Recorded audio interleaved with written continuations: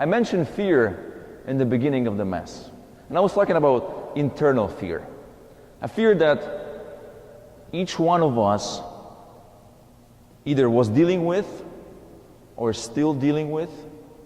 A fear that can stop us from doing things, that can be paralyzing. We can admit it internally. You don't have to nod your head if you have one. But we can admit it internally, that we do have fears. But we do also operate in fear. Many times, when you have to do something new, when you get a new job, when you're running into a new situation, new relationship, when you're about to see a doctor, when there's something going on in your family, you do things even though you walk in fear. I remember growing up in my family, it was interesting because fear was so familiar to us.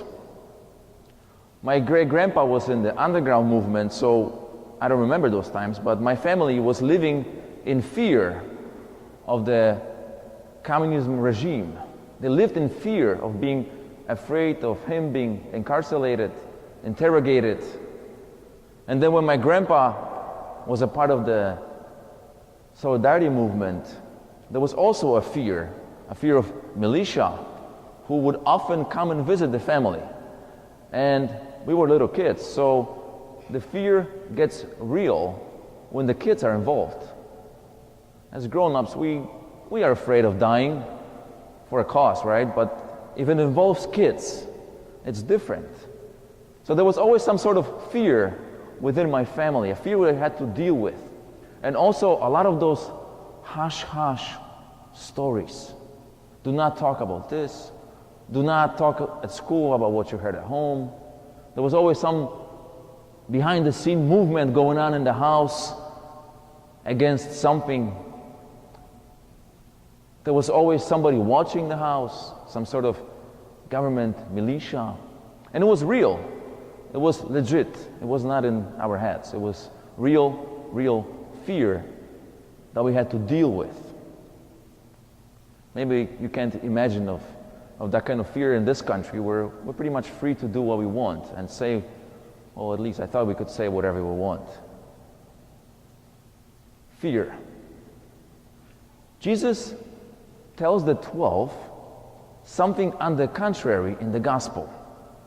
He says, fear no one. Fear no one. Don't fear those who might kill the body. Fear the ones that might kill the soul, your internal. But fear no one. You're equipped to go and do in fear. Those are very simple instructions for the community of faithful. Simple instructions for what the church should be. A group of people that fear no one. A group of people that fear nothing. And a reminder to the church that our role is to speak up.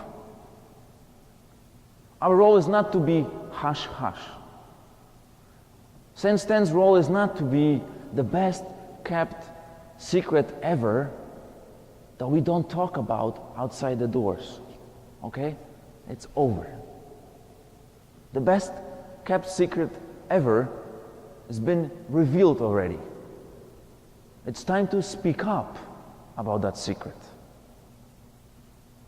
Do not be afraid of militia on the corners. It does not exist. There's no church watchers out there. No more, at least. It's time to speak up. And it's time to fear no one. And I know I'm going to have a few raised eyebrows right now. Do not fear a gay community. Do not fear immigrant community. Do not fear anyone that's not white Because we have to admit it, most of us here are white. And we have the white privilege of the church. Do not fear no one, because you are equipped to build the church. You are equipped to have a community of the faithful, a welcoming as we claim to be. Because we do claim to be the welcoming community. Do not fear no one. I don't know if you realize, but what we do here on this side is not a theatrical performance. I'm not a paid actor. There's no stage manager anywhere hidden. There's no director who overlooks what we do over here. We are not gathering here to multiply Jesus every Sunday. That's not what we do. We gather here so we can bring our fears and we can be fed with something that gives us enough strength to go outside and walk with others who have fears.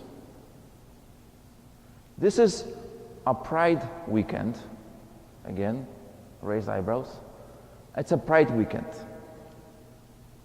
Our place within the society as a church is not to judge anyone, because that's not the description of the church. Our job as a church is to walk with others, with those who still live in fear.